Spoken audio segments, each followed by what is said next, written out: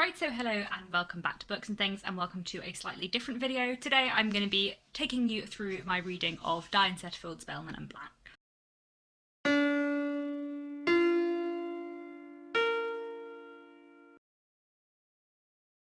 So as of when I'm filming, I'm currently hosting, and as of when you're watching this, I have been hosting a read-along of Diane Setterfield's second novel, Bellman Black, which is a novel I absolutely love. So this is the second day of the read-along, and I am about 60 pages in, which is up to schedule, and I'm really enjoying rereading it so far. It's been a long time since I reread it, so it's quite nice to read it and kind of... I don't remember it very well, but I remember bits of it very, very clearly, so it's quite a weird experience rereading it. I feel like a lot of books I reread, I either remember a lot or remember a little, and this is like a weird mix in between. But I am really enjoying it so far. Again, Diane Setterfield's writing is so beautiful, and I'm enjoying how many people seem to be enjoying it on the Goodreads group as well. So yeah, 60 pages in, really loving it. I will check in again later. And if you're watching this video and you haven't read it, maybe don't, because I feel like I will talk about spoilers later, but we will get that in time. So it's Thursday and I'm now quite a lot further through Bellman Black. I am keeping well on track and I'm up to chapter 27 of part 1, which is about a third of the way through the book, and I'm really, really enjoying it. There are so many things I love about Bellman Black. I think the way it looks at death and kind of this fairly successful man who is just surrounded by death, I think is really, really powerful and very, very interestingly done. I really like Charles's narrative. I'd forgotten the little bit of detail we get about Charles and his life, which I think is so well done. I also really love the way the running of the mill is explored, because one thing I find really interesting about historical fiction is learning about work and how people worked, and I feel like there's a lot of really interesting detail about how the mill works, which I really, really enjoy, so that's fun too. So yeah, I'm just really enjoying it, and enjoying as the intrigue mounts and the deaths mount as well, and getting on to the bits that I remember more, because I feel like there's more stuff I remember in the second half that I thought we would get to earlier, because it's been a while since I've read it. So yeah, really enjoying it, and yeah, I'll check in again soon.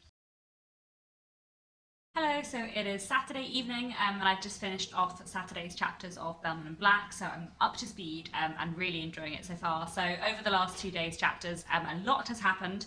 The fever struck the town, and William lost 3 of his children and his wife, and then he met Mr. Black in the graveyard, struck a mysterious ghostly deal of some kind. Dora, his daughter, his only surviving child, still lives, and William Bellman is now starting this new mourning emporium, this shop he's building in London to supply kind of mourning wear and everything related to death to as many people in Britain as possible. I love this book so much. I'd forgotten how much I love it. It's quite morbid in some ways because it is so concerned with death.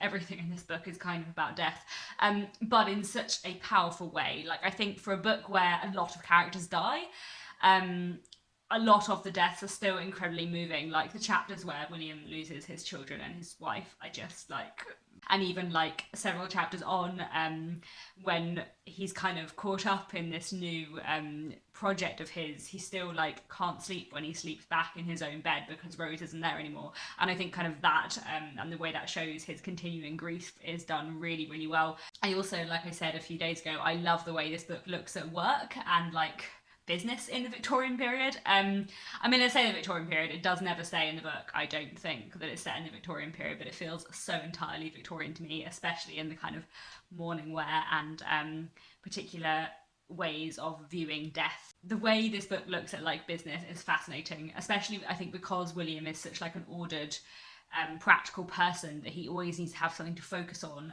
and so the way he runs his business and the way he expands the mill in the first half of the book and then this mourning emporium later is so interestingly done and so powerful, but also the way that things he can't explain, therefore he has to explain in his own rational, pragmatic, business-like sense. So his meeting with Mr. Black becomes a business deal because that's the only way he can explain this somewhat ghostly meeting with this mysterious man, because everything sort of has to come into business and trade in some way or another. I love it so much. I'm really, really enjoying this reread, and yeah, I'll check in again maybe tomorrow or the day after. So it's Sunday now, and I've just finished off today's chapters of Bellman Black. I'm still really, really enjoying it. I love the writing style, and I'm loving the building tension and drama of Will Bellman, especially because he kind of fluctuates between sort of despair and then when he can be productive and when he kind of can kind of forget the grief of his past and like the mystery in his life. He is kind of fine, and then he has like these moments where everything kind of spirals upon him, which I find really, really interesting. I found it really interesting on the Goodreads group. Quite a lot of people have been talking about Mr. Black as a kind of part of Will's personality, or Mr. Bellman's personality. I never know how to refer to him. I feel like he's Will in the first half of the book and then Mr. Bellman in the second as he gets older. But a lot of people have been talking about Black as kind of a part of his personality, maybe a symbol of his personality, or maybe like a metaphor for depression, which I found really, really interesting. And in a way, I think he is a sort of metaphor for grief. In many ways, and like a metaphor for death. I don't know. It's really, really interesting. I do think it's such a fantastic book, and I love the like kind of supernaturally vibes, the gothicness of it. Yeah, so I'm really enjoying it, and yeah, I will finish it, I guess, in a few days. So looking forward to carrying on the rest of this week. Hello, so it is Tuesday evening, and I've just finished off Monday's chapter, so I am a little bit behind.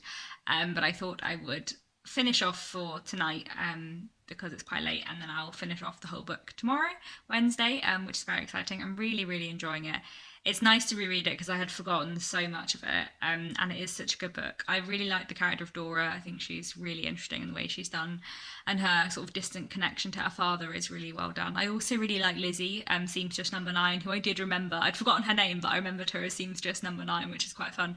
And I really like how her and Bellman are kind of have a connection in grief, which I think is done really well. And yeah, I don't remember that much about the ending, so I'm really looking forward to finishing the book off tomorrow and letting you know my thoughts then.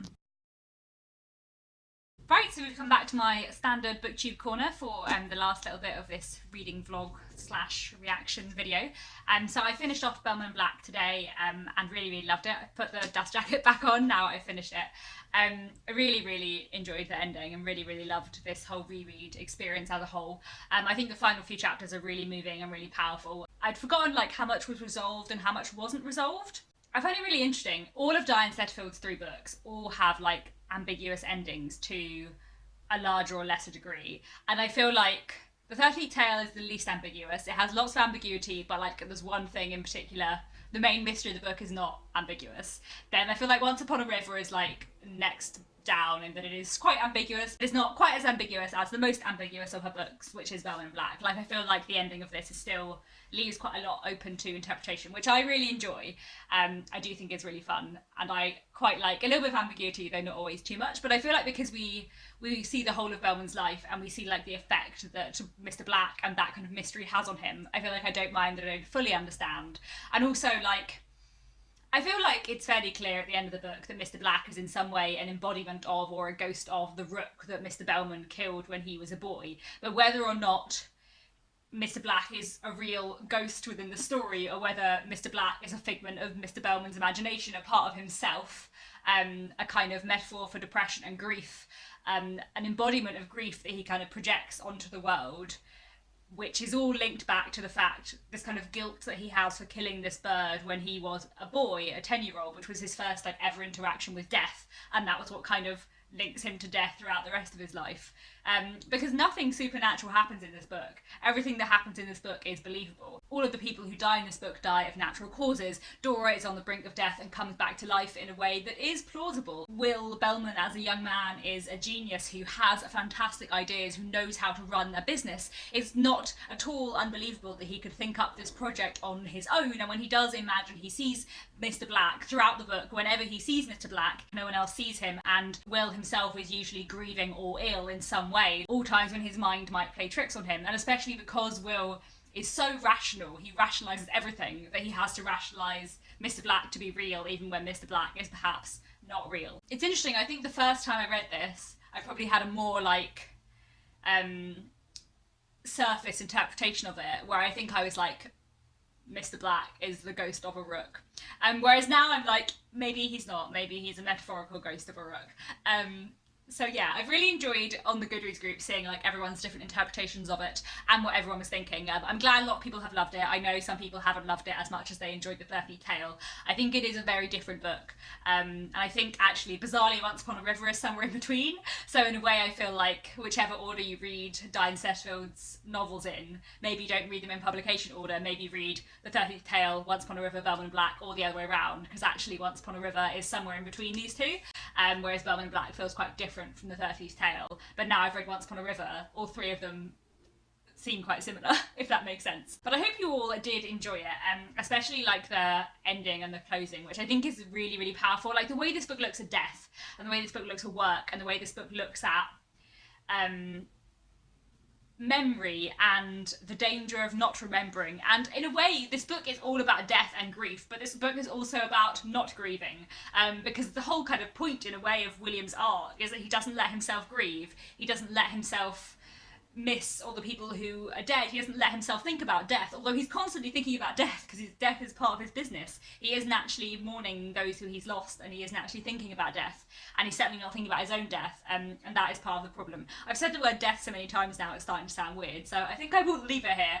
I hope you all enjoyed Bellman Black. Yeah, I've really enjoyed rereading it. It's such a fantastic book. I love Diane Setterfield so much. She's a fantastic writer. If you've only read Bellman Black, then I would highly, highly recommend her other books as well. They are fantastic. I love her so much, and yeah, it was lovely to reread this after all this time. And yeah, that's all for today. Thank you very much for watching, and I'll be back very soon with another bookish video.